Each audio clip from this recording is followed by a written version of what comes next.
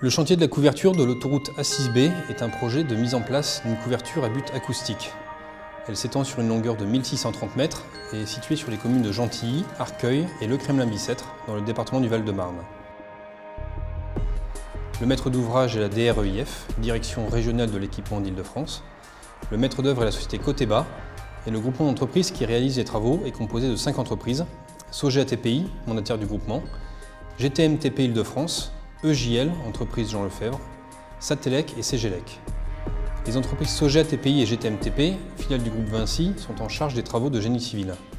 EJL du groupe Vinci est en charge des travaux de VRD et CGLEC, Vinci également et Satellec, sont en charge des travaux d'équipement. Le montant du marché est de 63,6 millions d'euros. Le marché était notifié le 19 août 2009, les travaux ont démarré début janvier 2010 et la fin des travaux est prévue pour début juin 2012. Les effectifs maximum en période de pointe ont atteint 120 personnes du groupement en janvier 2011 et près de 200, toutes entreprises confondues. Nous avons fait appel à de nombreux sous-traitants sur le chantier.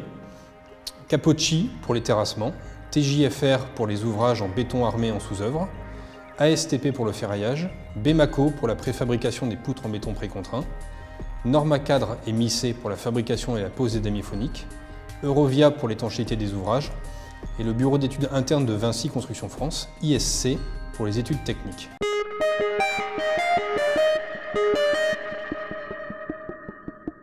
La démolition, une étape importante avant de pouvoir entamer la couverture de l'autoroute.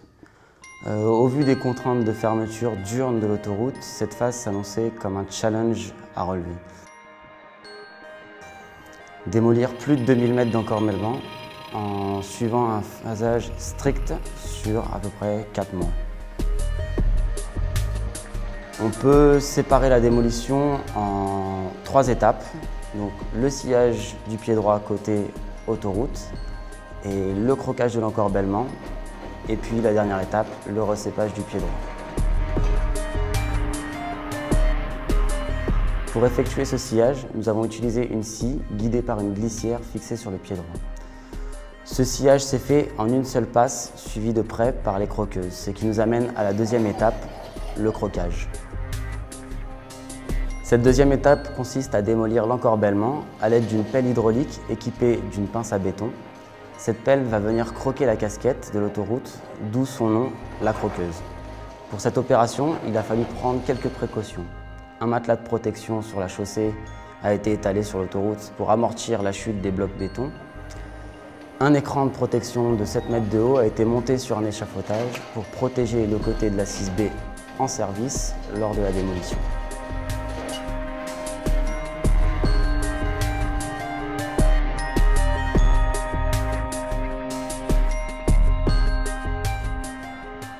La troisième étape, le recépage. Une fois l'encorbellement à terre, il reste à finir la démolition sur la tête de voile. Pour cela, un deuxième sillage a été réalisé, mais cette fois-ci côté tranchée blindée, donc du côté de la RD 126. Ce sillage va permettre de rejoindre le premier, permettant de désolidariser la tête de voile du reste. On obtient ainsi une découpe nette et de niveau, permettant de pouvoir passer à la phase suivante, la réalisation des corbeaux. Quelques chiffres, la démolition, c'est 4 mois de travaux acharnés, 2000 mètres d'encorbellement à démolir, 6000 mètres cubes de gravats à évacuer, 8 ateliers de sillage, 4 croqueuses et d'autres engins de chantier.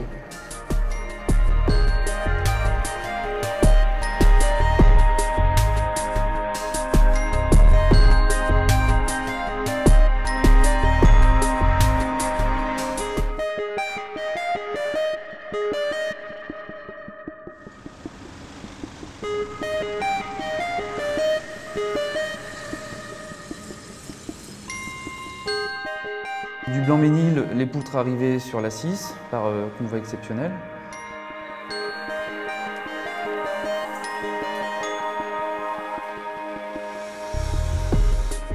Nous posions ces éléments avec une grue de 80 tonnes. Les colis pesaient à peu près 15 tonnes. En début de cycle, nous posions 3 à 4 colis par nuit à cause de la mise au point, l'enfilage des aciers et l'alternance des recouvrements d'acier. Grâce au savoir-faire de nos équipes, nous avons su poser jusqu'à 8 colis par nuit et enfiler les aciers. pour la réalisation et la mise en place des poutres était assez difficile. Il fallait gérer entre les études, la maîtrise d'œuvre, l'usine, les transports, les grues, le chantier, les plannings qui contenaient autant de lignes que d'éléments. Là-dedans vient s'abriquer l'usine de préfa avec les 1250 prédales et leurs transporteurs. Donc, si l'un des collaborateurs faisait défaut, c'était toute l'organisation qui était à reprendre. Le truc, c'est qu'il fallait gérer un planning vivant. Donc, pour ce qui concerne les poutres, nous avons droit par nuit seulement à 6 convois exceptionnels, pour des raisons de sécurité sur les routes. Ce qui faisait en moyenne une dizaine de poutres par nuit, selon le type de poutre. Donc notre planning était calé principalement en fonction de cette condition.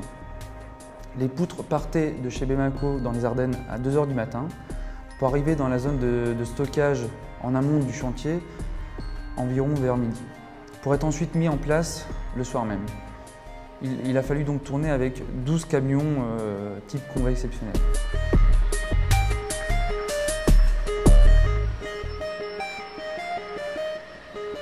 Le plus long était la mise en place des grues mobiles. Elles avaient une position bien précise selon le sens des postes des poutres.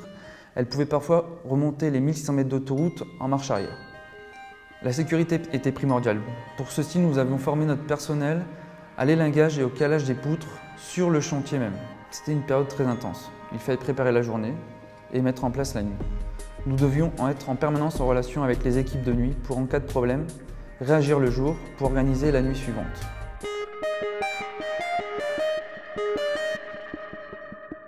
Alors, le chantier de l'autoroute A6 nous a permis d'exploiter au mieux les différentes possibilités de l'entreprise, à savoir les blindages,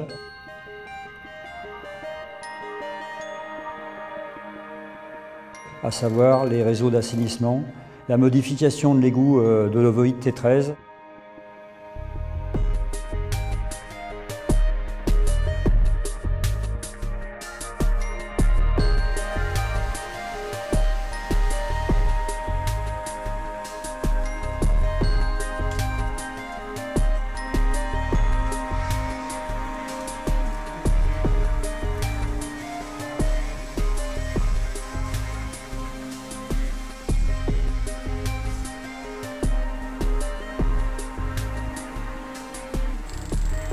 De créer des bassins de dépollution, de dérivation, de faire tout un tas de petites choses, disons, qui ont été complémentaires à l'entreprise GTM.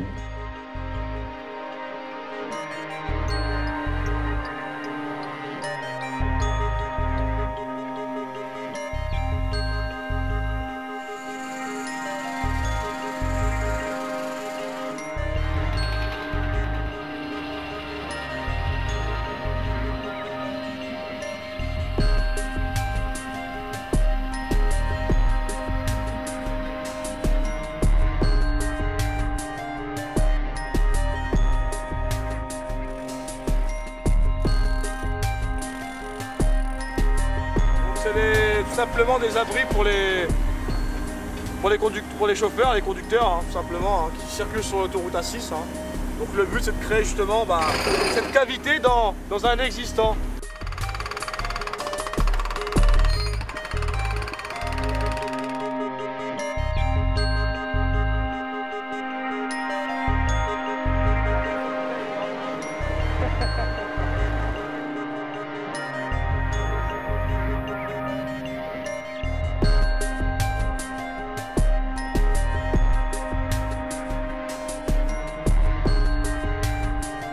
Je tiens à remercier les équipes de l'entreprise qui nous ont fait confiance sur ces différents sujets. Et on a pu considérer que finalement, au gré des mois qui se sont passés et des différents travaux que nous avons effectués, qu'il y avait vraiment un réel partenariat. Et nous souhaiterions continuer sur une prochaine opération avec eux parce que ça s'est vraiment bien passé.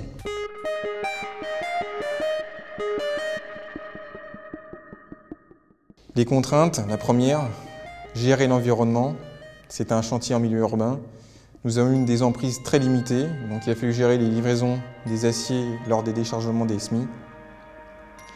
Également gérer les aléas avec les équipes de nuit et nos sous-traitants de ferraillage, les coffrages des prédales verticales et les livraisons et garantir les cadences. Une autre contrainte, il a fallu gérer les interfaces mise à disposition des dalles à nos co-traitants, donc bien organiser les travaux d'étanchéité avec sa protection, donner ces zones au plus vite par portion afin de réaliser l'aménagement des voiries. Donc la dernière contrainte pour les dalles de couverture a été la dalle HBM qui fait 320 mètres et on a des contraintes tunnels donc au-delà de 300 mètres. Donc il a fallu réaliser en 2 phases cette dalle.